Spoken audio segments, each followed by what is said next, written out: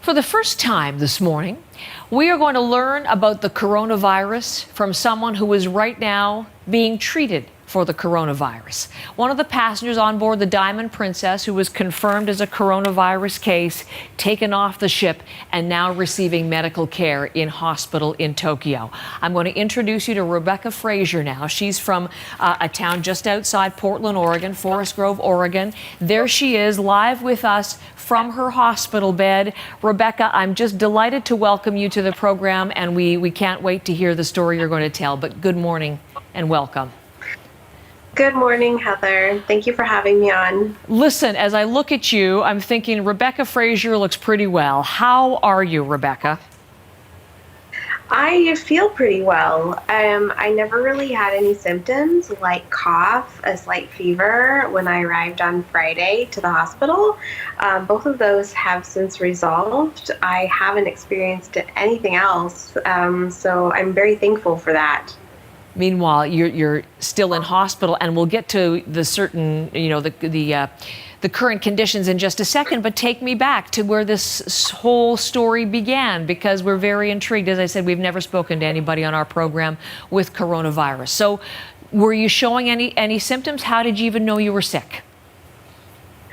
Yeah, so basically, once the ship was returning to Tokyo, we learned about that first case from that passenger who disembarked in Hong Kong. As a result, they had the Japanese Health Ministry board our vessel. They did test all of our temperatures that first day. They also passed out a questionnaire in which you would indicate if you were feeling fluish or had been to those regions of China that were affected, as well as taking painkillers. My husband and I did mark that we take painkillers, Advil, Tylenol, things of that nature. Mm-hmm. And as a result, we're then additionally targeted for an additional throat swab, which is how I tested positive. My husband tested negative. Otherwise, you might not have known. I mean, what does it feel like? What did it feel like in your case, this sickness? I mean, it feels physically, I don't have any symptoms. I would have never known had I not been randomly chosen. Okay. Just because I marked that I take, Advil on occasion. So not even feverish, not even coughish particularly? Nothing unusual, Rebecca? No, I mean, not really. Okay. We had been out and about outside. We had taken a tour in Taiwan. And, after that, I had a little bit of a cough, but I figured, it's just because I had been outside and, in a boat. So nothing to worry about. I don't typically worry about those things too terribly much unless, it becomes acute. And then, and yet, then there's and that there's a swab and you test positive for this coronavirus, which, as you know, is, it's deadly in some cases for people, but it's a big mystery, so everyone's rather fearful of it. To hear that you had, even though exhibiting hardly any symptoms, you had tested positive, what was your reaction to that? I was really dumbfounded, really, when I heard. I heard on Friday morning, a member of the cruise staff came to my door along with a health official.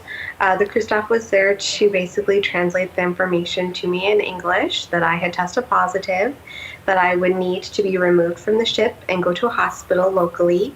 My husband would have to stay on the ship and wait out his quarantine. And I would be taken within a couple of hours to do all of this. So it was definitely a whirlwind. I was completely shocked. You just never think that something like this is going to happen to you, let alone, on vacation that was supposed to be amazing. Yes.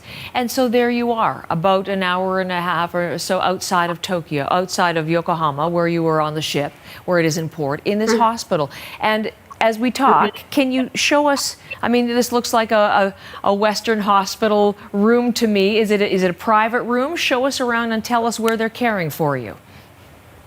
Yeah, so it is a private room. Here it is. Just take a little spin.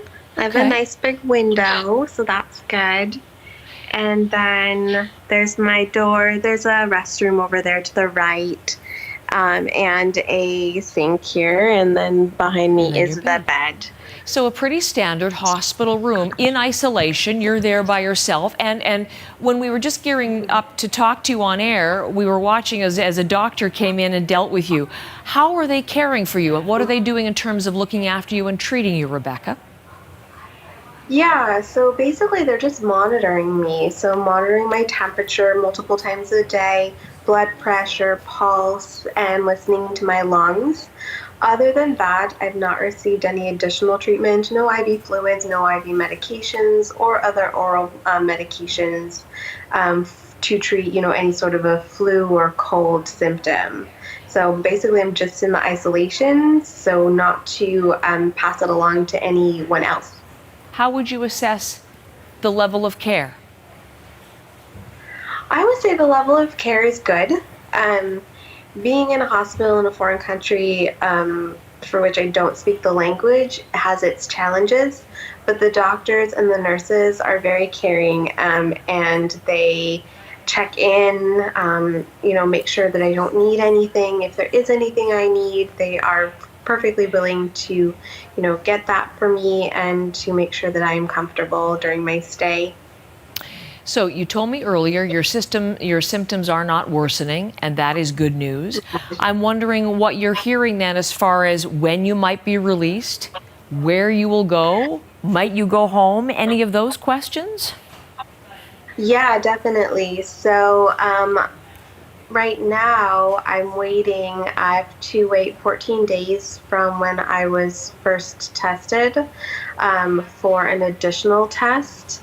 And so that has to be done twice, so 12 hours apart. Once those tests come back clear, then I can be released from the hospital to go home. So, or reunite with my husband and then go home. And then we'll have flights arranged in some capacity to head back to the States. Because right now your husband is in quarantine still on board the Diamond Princess. Are you able to be in communication? As you said, there you are in a hospital where you don't speak Japanese. Are you able to be, and we're looking at a picture of the two of you together, to get information from him, to connect with him, as he too is in a state of uncertainty, I guess, on board? He is, yeah. So we are able to communicate and connect. I have my phone here with me, so we're able to FaceTime and text throughout the day. And he is definitely, in a bit of a level of uncertainty being in the quarantine on the ship. That is supposed to end on the 19th, barring any unforeseen changes. So, there is some kind of light at the end of the tunnel. It's kind of far away, it seems right now, but we'll get there eventually and be able to go home and kind of regroup and refresh. And reflect. I mean, I'm certainly hoping for his health too, because more and more people on board the ship are actually getting sick right now.